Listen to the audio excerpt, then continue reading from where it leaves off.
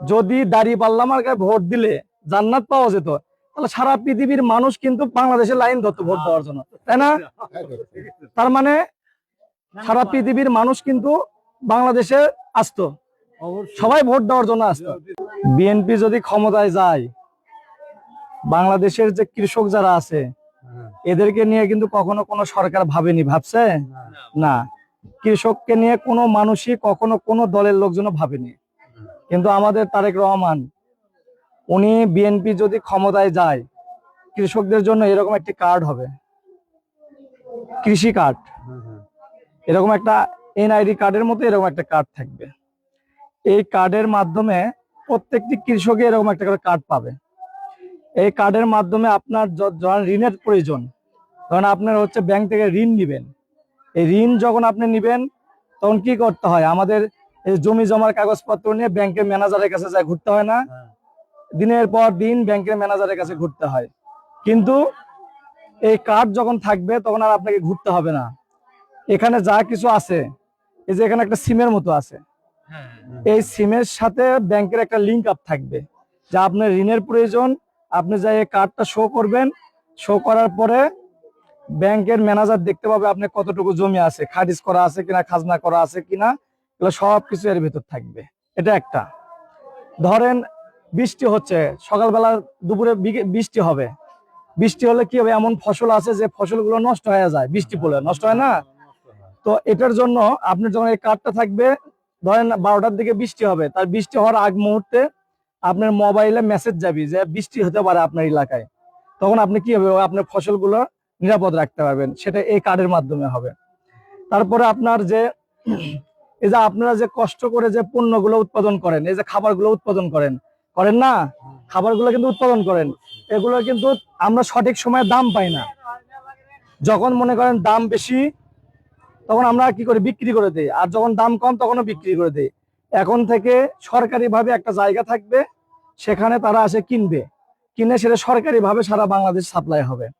তারপরে এই কৃষক কার্ড যদি আপনার কাছে থাকে, তাহলে আপনি যে সারের জন্য অনেক সময় সার সংকট দেখা দেয়, অনেক ডিলার, অনেক ব্যবসায়ীরা সারগুলো লুকে রাখে, রাখে না? আচ্ছা, লুকে রাখে। এই কার্ড থাকলে আপনাকে কি করবে? ওই সরকারি একটা ডিলারের কাছে আপনি এই কার্ড নিয়ে গেলে আপনি সার পাবেন, ওখানে কেউ তাল বাহানা করতে পারবে না। তারপরে আপনার যদি কখনো ধরেন এই যে এই যে বিদ্যুৎ দিয়ে যে পানি সেচা হয়, এই পানি সেচার টাকাগুলো আপনার এখানের মাধ্যম দিয়ে আপনি দিতে পারবেন, তাকে সরাসরি এখান থেকে কার্ড দিলে দিতে পারবেন। তারপরে হচ্ছে আপনার অনেক সময় দেখা যায় বিভিন্ন এলাকায় যে ঝামেলাগুলো সৃষ্টি হয় এই পানি সেচাকে কেন্দ্র করে, এই বিল দেওয়াকে কেন্দ্র করে, সেগুলো আপনার সমস্যা হবে না। আবার ধরেন আপনি বন্যা আসলো, বন্যা আসার পরে পুরো এলাকার সম্পদ কি হলো? যেগুলো আবাদ করে নষ্ট হয়ে গেছে, এই জন্য সরকারি ভাবে কিন্তু কিছু টাকা দেয় মানুষকে, এগুলো সঠিকভাবে পায় না। দেখা যায় ইউনিয়ন পরিষদের চেয়ারম্যান মেম্বার যার যার পরিচিত লোকজন থাকে, তাক দিয়ে দেয়, কিন্তু আপনার কেউ নাই, আপনাকে কিন্তু দেয় না। এই কার্ড যখন আপনার থাকবেন, আপনার ইউনিয়ন চেয়ারম্যান মেম্বার অন্য কারো কাছে যেতে হবে না। আপনার মাঠে লোক আসবে, তারা জরিপ করে যাবে আপনার কতটুকু সম্পদ ক্ষতি হয়েছে, সরকারি ভাবে অটো আপনার এই সিমে টাকা চলে আসবে।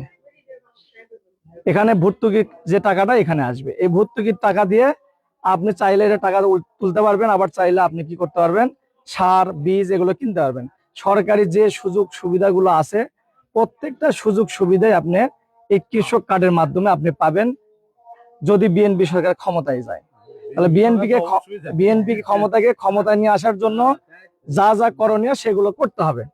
আবার দেখবেন যে এক শ্রেণীর মানুষ দাড়ি টুপি পরে, আবার দেখবেন মহিলারা হাতে মোজা, পায়ে মোজা, হিজাব পরে পরে বাড়ি বাড়ি ঘুরতেছে, দেখছেন তো? এরা কি করতেছে? জান্নাতের টিকিট বিক্রি করতেছে। আসলে কোনো মানুষ কি জান্নাত দিতে পারে? আচ্ছা, কোনো মানুষ কিন্তু জান্নাত দিতে পারে না। জান্নাত কে দিবে? জান্নাত দেওয়ার মালিক একমাত্র আল্লাহ। তাহলে এই যে যারা বিভিন্ন জায়গায় ভণ্ডামো করতেছে, জান্নাতের টিকিট বিক্রি করতেছে, ভণ্ডামো করতেছে, এরা হচ্ছে ভণ্ড। এরা হচ্ছে মানুষকে প্রতারক, একটা চক্র। এরা বিভিন্ন ভাবে মানুষকে ভুল বুঝাচ্ছে।